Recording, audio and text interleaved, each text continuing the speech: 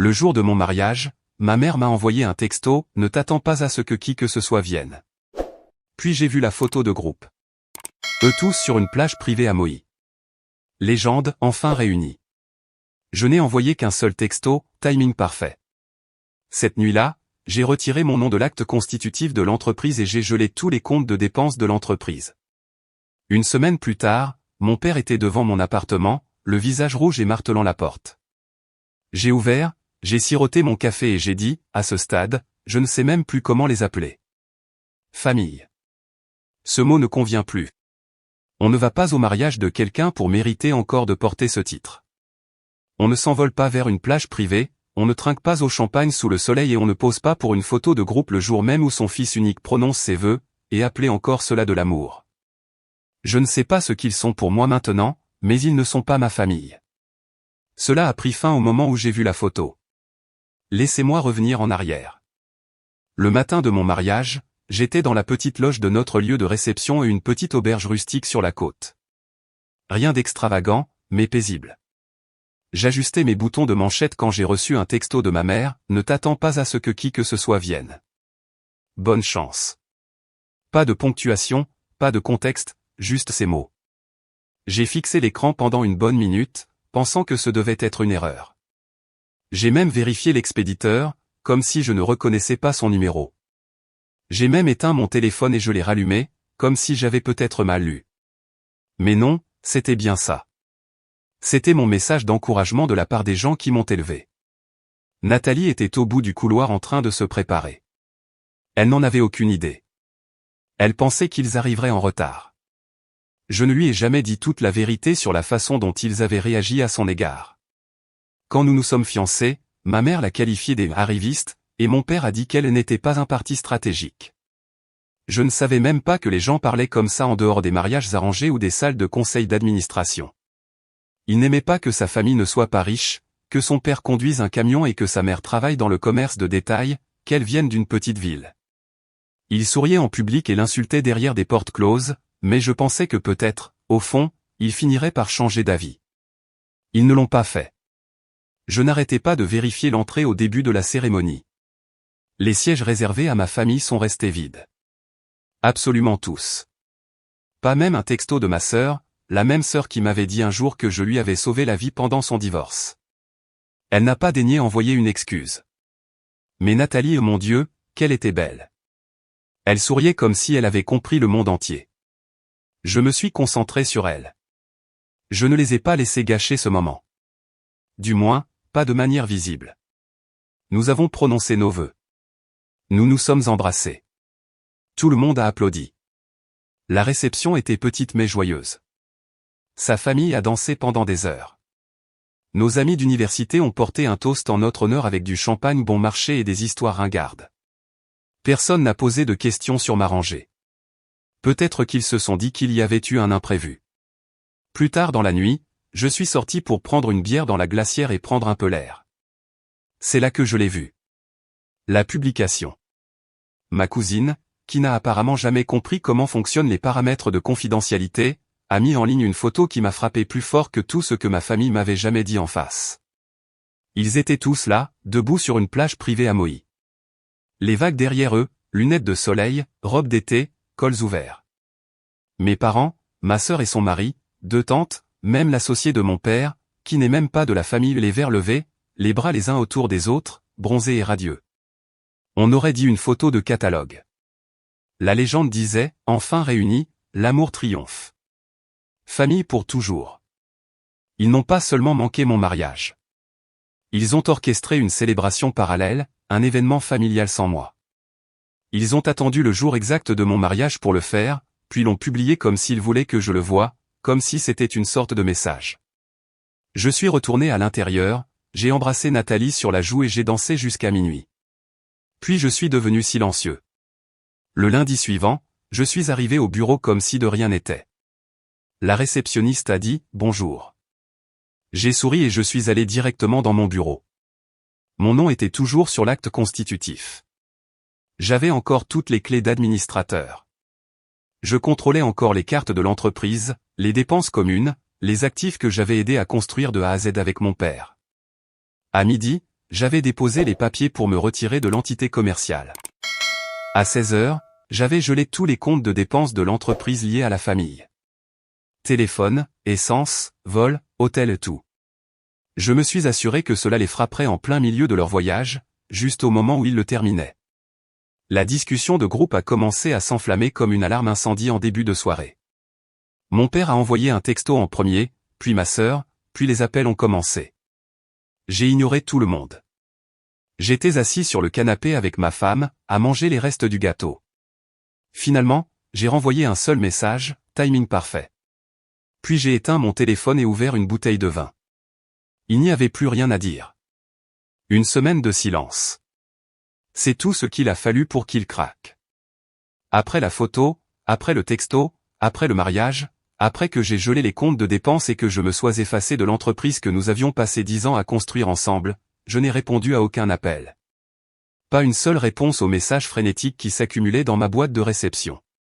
Pas même lorsque ma sœur m'a envoyé un texto, demandant si j'étais devenu fou. Je regardais simplement tranquillement de l'extérieur les fissures commencer à apparaître. Nathalie a remarqué que quelque chose avait changé, mais elle n'a pas posé de questions.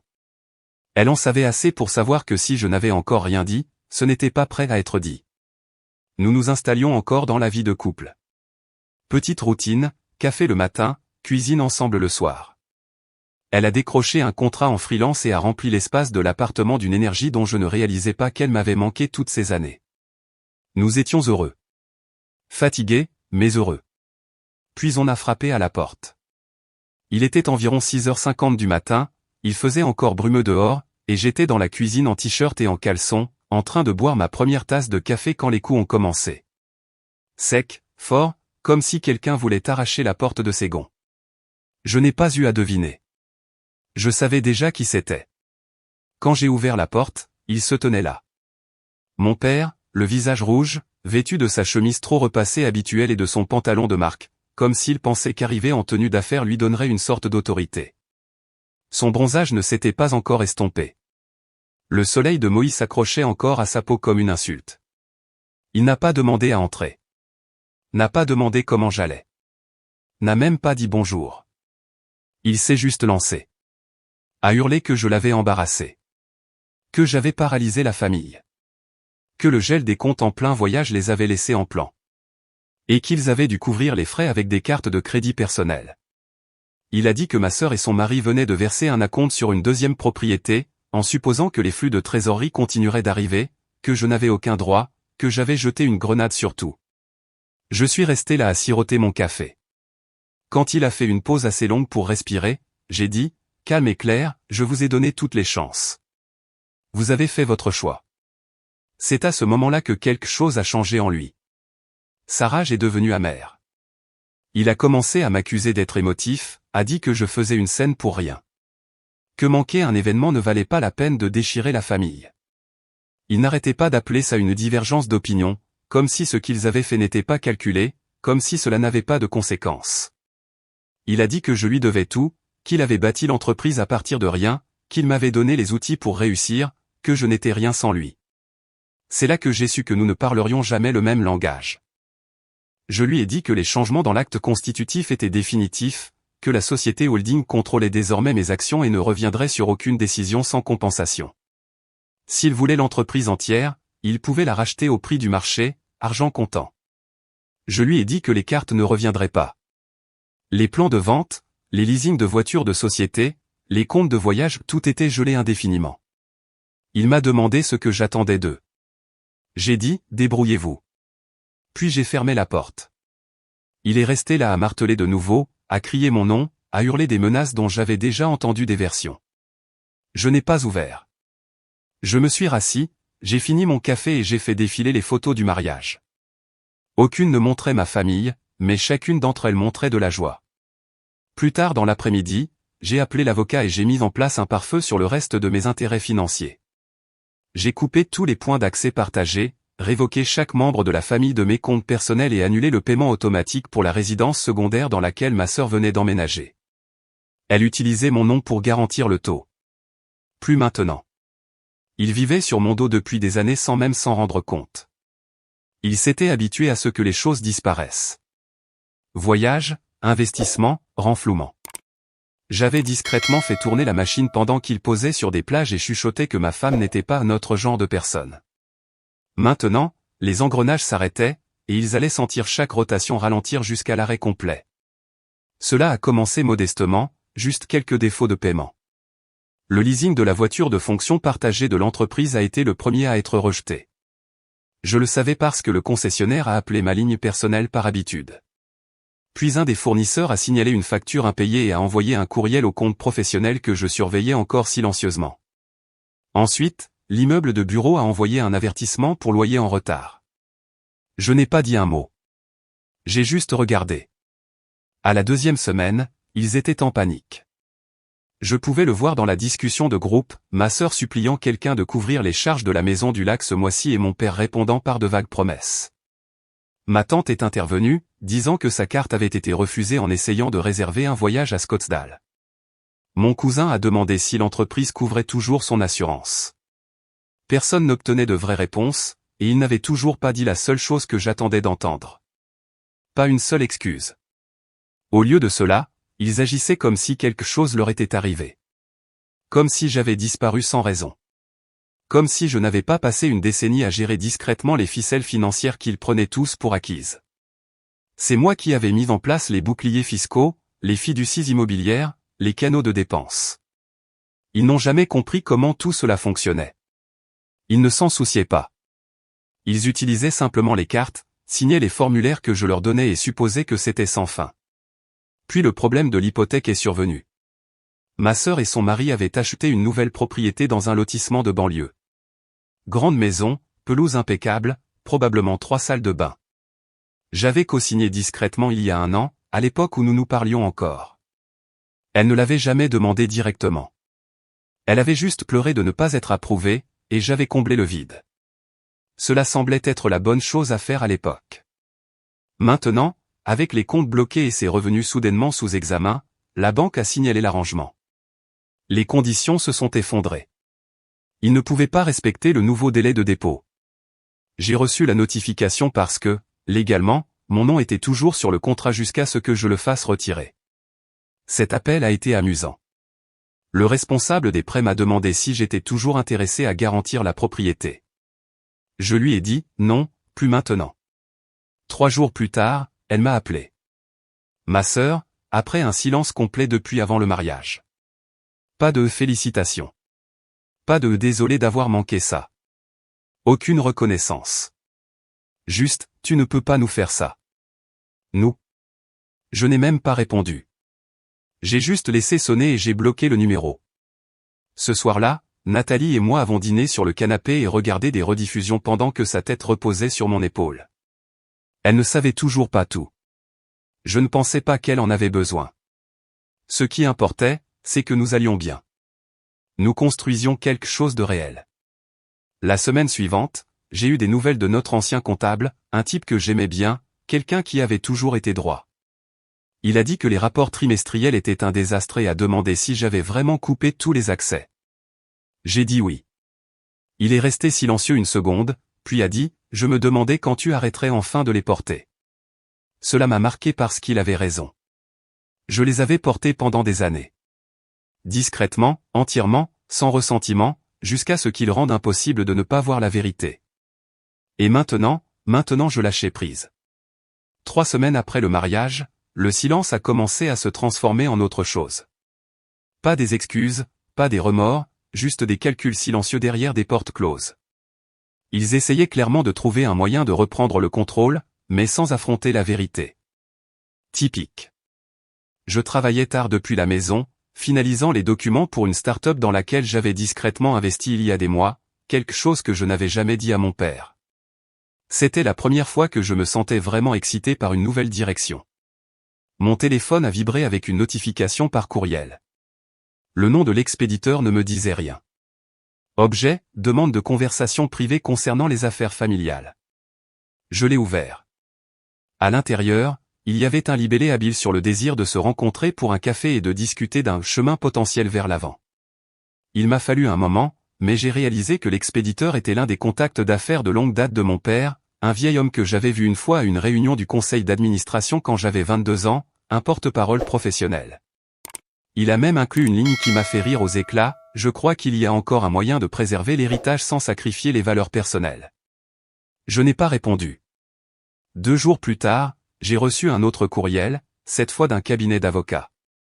Ils ont envoyé un PDF intitulé « Proposition de réintégration du partenariat et de stabilisation de la marque ». C'était leur titre, pas d'excuses, pas de « nous avons eu tort ». Juste stabilisation, comme si j'étais une action qui avait chuté trop vite. Le document était dense. En gros, il proposait de me réintégrer en tant que responsable stratégique indépendant avec un salaire conséquent, mes actions rétablies, et une annonce publique sur une collaboration renouvelée. J'ai continué à faire défiler, à moitié ennuyé, jusqu'à ce que j'atteigne la clause finale, soigneusement enfouie en bas, réintégration soumise à un réalignement des affiliations personnelles en conflit avec l'image de marque ou la confiance à long terme des partenaires. Le nom de Nathalie n'y figurait pas, mais je n'en avais pas besoin. Il me voulait de retour, mais seulement si j'effaçais la seule personne qui s'était présentée quand aucun d'entre eux ne l'avait fait, la femme qui s'était tenue à mes côtés quand chaque parent de sang avait disparu. J'ai refermé l'ordinateur portable sans répondre. La nuit suivante, Nathalie et moi rentrions d'un dîner. Juste nous deux, tenant une boîte de reste entre nous, riant d'un type au restaurant qui n'arrêtait pas de présenter bruyamment une idée de podcast que personne n'avait demandé à entendre. Nous avons tourné au coin de notre rue et nous nous sommes figés. Ma mère se tenait devant l'immeuble, pas habillée pour la confrontation. Pas de valise, pas de parapluie, juste là, comme si elle avait attendu des heures. Ses cheveux étaient coiffés. Son maquillage était soigneusement subtil, comme si elle voulait paraître simple, mais pas par accident. Je ne l'avais pas vue en personne depuis près d'1 an. Elle n'a pas dit bonjour, m'a juste regardé, puis a regardé Nathalie, puis de nouveau moi. Je suis venue seule, a-t-elle dit. Ton père ne sait pas que je suis ici. Je n'ai pas répondu. Elle a dit qu'elle voulait arranger les choses. Que cela était allé trop loin. Que l'entreprise souffrait et que personne ne se parlait et qu'il était temps que quelqu'un agisse en adulte. J'ai dit, tu n'es pas venu pour arranger quoi que ce soit. Tu es venu pour négocier. C'est là qu'elle l'a dit. Pas fort, pas en colère, juste une phrase qu'elle avait clairement répétée. Je pense, au fond de toi, que tu sais qu'elle ne fait pas partie de l'avenir que nous avons construit. C'était si calme, si factuel, que cela m'a en fait plus stupéfié que si elle avait crié. Nathalie n'a pas dit un mot. Elle n'en avait pas besoin. Je me suis juste avancé, j'ai regardé ma mère dans les yeux et j'ai dit, vous avez créé cet avenir sans moi à la seconde où vous êtes descendu de cet avion à Maui. Puis je me suis retourné, j'ai pris la main de Nathalie et je suis passé devant elle. Nous ne nous sommes pas arrêtés.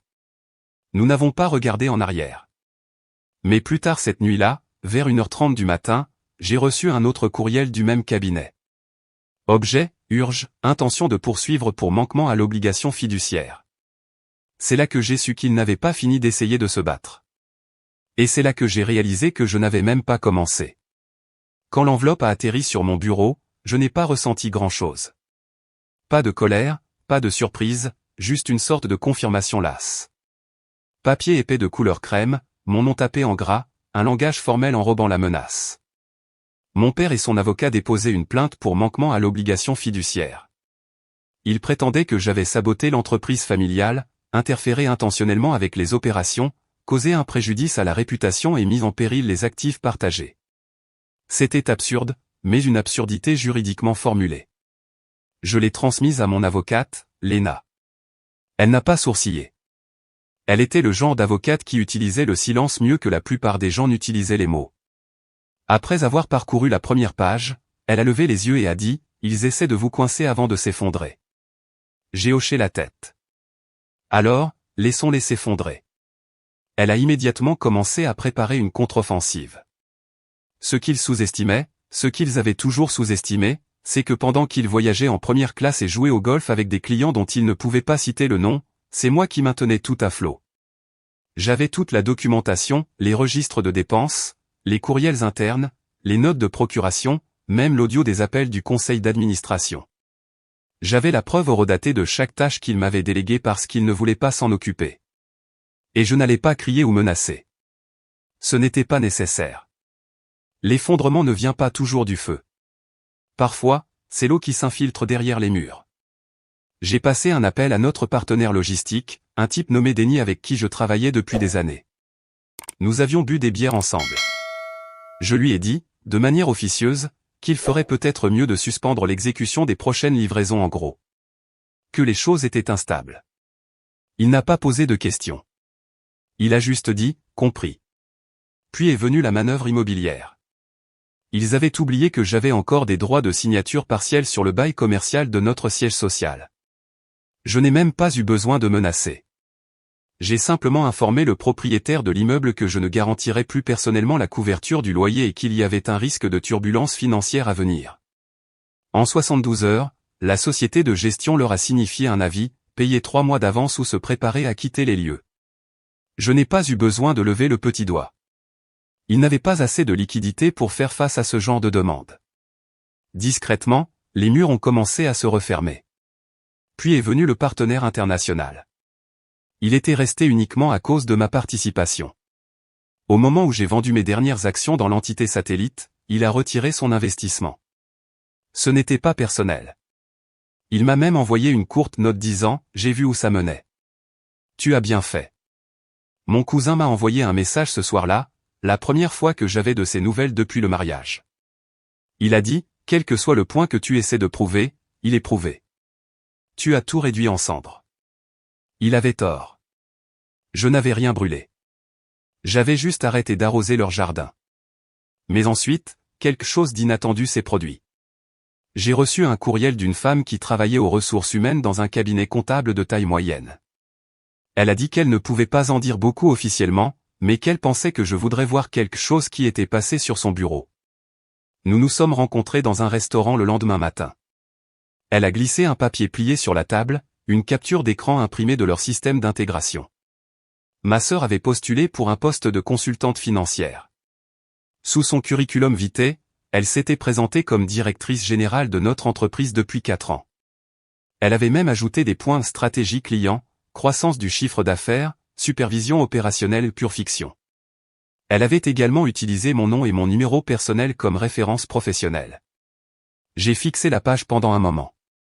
Puis j'ai levé les yeux et j'ai demandé à la femme, a-t-elle vraiment passé un entretien? Elle a hoché la tête. Elle était confiante. Un peu trop confiante. J'ai souri. Oui, ça colle. J'ai envoyé un seul message à ma sœur en quittant le restaurant, n'utilise plus jamais mon nom. Pas de menace, pas de drame, juste ça. Elle n'a pas répondu. Mais en 1 heure, son profil LinkedIn a disparu. Son compte est devenu privé.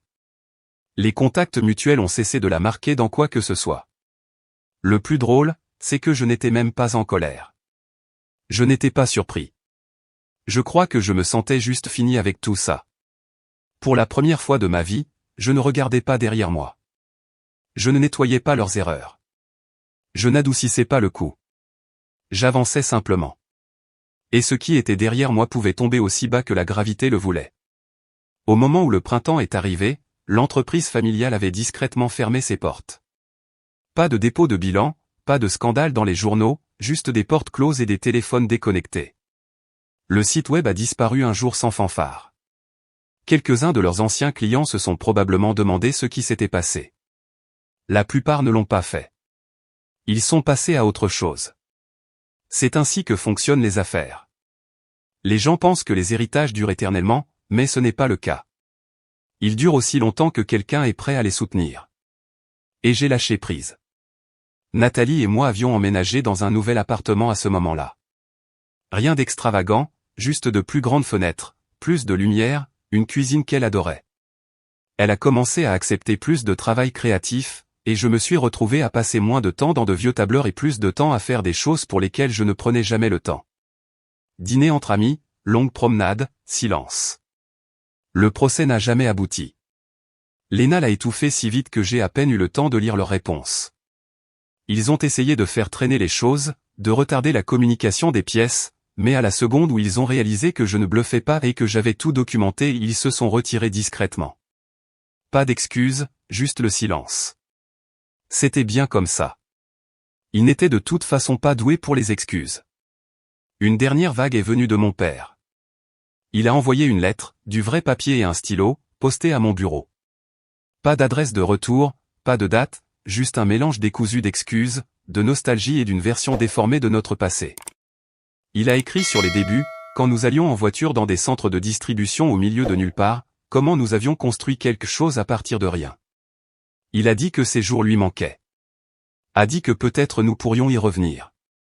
Puis il a terminé par une phrase qui m'a dit tout ce que j'avais besoin de savoir: je crois toujours que nous avions raison de protéger la famille des étrangers.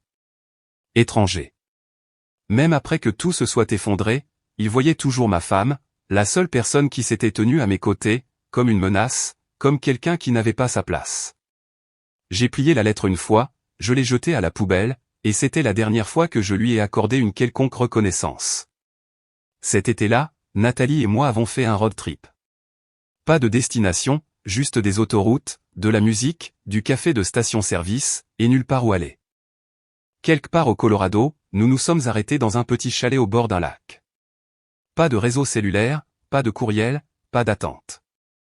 Le dernier soir, nous étions assis sur le quai, les pieds dans l'eau, et elle a demandé: penses-tu que tu leur parleras un jour à nouveau?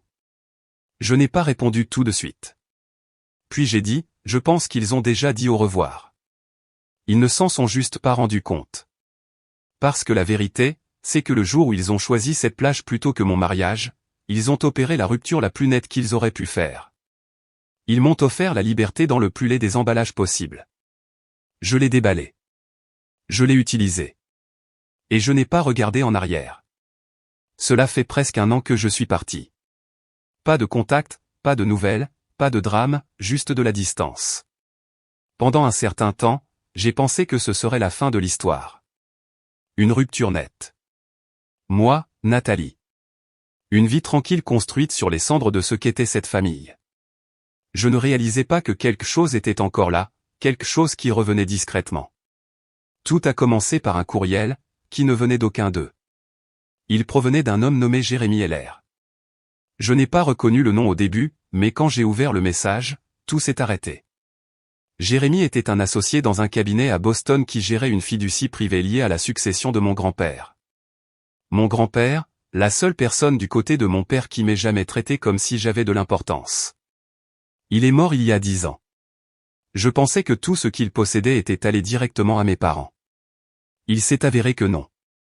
Jérémy a écrit que certains actifs avaient été détenus dans une fiducie secondaire, gelée jusqu'à mon 35e anniversaire. Il faisait partie d'un plan de secours que mon grand-père avait mis en place après une dispute avec mon père. Je n'avais aucune idée que tout cela existait. Il n'en avait jamais parlé.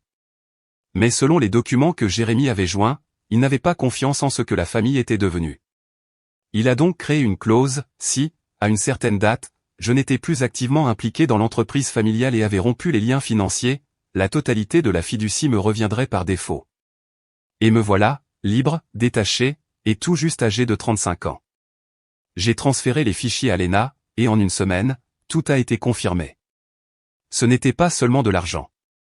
Il y avait des propriétés, des actions, un entrepôt de stockage rempli d'œuvres d'art dont j'ignorais même que nous possédions. Je me suis tenu au milieu de cet entrepôt un après-midi, regardant une toile valant plus que mon premier appartement, et j'ai réalisé à quel point je connaissais peu ma propre histoire. Ce dont mon grand-père essayait de me protéger, ce qu'il avait vu venir avant moi. Nathalie était sans voix quand je lui ai dit. Elle a pleuré un peu, pas à cause de l'argent, elle ne s'en est jamais souciée, mais parce que pour la première fois, il semblait que quelqu'un de cette lignée avait fait quelque chose pour nous, et non contre nous. La fiducie était accompagnée d'une lettre. Tapée à la machine, simple, signée des initiales de mon grand-père. S'ils se choisissent un jour au détriment de toi, pars et ne te retourne pas. Je t'attendrai de l'autre côté. Je ne savais pas à quel point j'avais besoin d'entendre ça jusqu'à ce que je le lise. Maintenant nous planifions quelque chose de différent. Pas une vengeance, pas un héritage, juste un avenir. Un avenir construit non pas sur leurs règles ou leurs attentes, mais sur les choses qu'ils n'ont jamais comprises, la loyauté discrète, l'amour véritable, et le pouvoir de s'en aller.